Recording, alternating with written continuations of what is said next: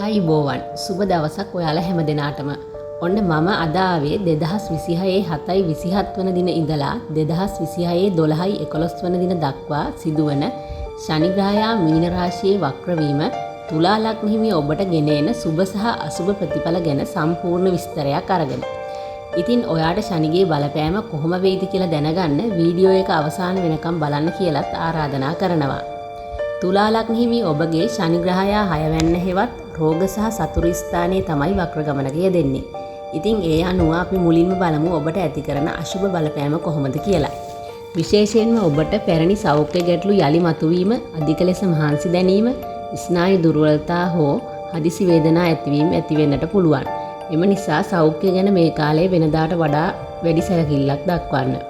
අටවන භාවයට ශනිගේ දෘෂ්ටිය වැටීම හේතුවෙන් හදිසි අනතුරු, අනපේක්ෂිත වියදම් හෝ ජීවිතයේ විවිධ ක්ෂේත්‍රවල අනපේක්ෂිත බාධා මතුවීමටත් පුළුවන්. ක්‍රියාදාමනයේදී ප්‍රවේශම් වීමට වග බලා ගන්න. 12 වන භාවයට ශනිගේ බලපෑම මත සෞඛ්‍ය කටයුතු වලට හෝ අනපේක්ෂිත සිදුවීම් වෙනුවෙන් ධන වියදම් ඉහළ යා හැකි අතර ණය වීමට සිදුවීම සහ මුදල් කළමනාකරණයේ ගැටලු ඇති වෙන්නටත් පුළුවන්. ඔබගේ වික්‍රමස්ථානයේ ශනිගේ බලපෑම මත ළඟම හිතවතුන්, සහෝදරයන් හෝ ආසන්න ඇසුරු කරන්නන් සමග වැරදි වැටහීම්, මත ගැටුම් සහ sannivedana දුරස්ත භාවයන් නැතිවීමට පුළුවන්.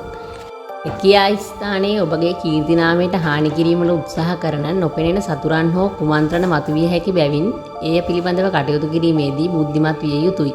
ඉතින් එහෙනම් අපි දැන් බලමු ශනි ග්‍රහයාගේ වක්‍ර වීම තුලින් ඔබට ඇතිවන සුබ ප්‍රතිඵල මොනවද කියලා.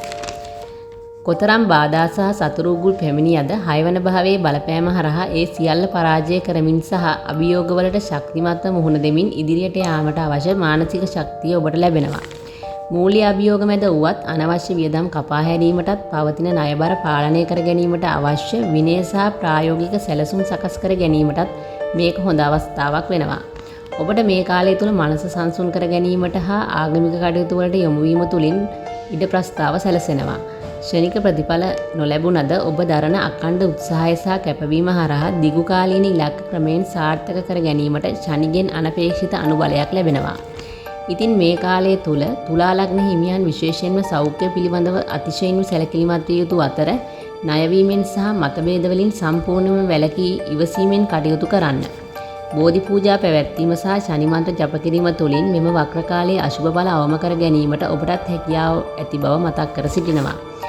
ඉතින් මේ වීඩියෝ එක ඔයාට ප්‍රයෝජනවත් වුණා නම් තවත් කෙනෙකුට ෂෙයා කරන්න. වටිනා ජ්‍යොතිෂ තොරතුරු දැනගන්න කැමති නම් මගේ නාලිකාව subscribe කරලා bell icon එකත් click කරන්න.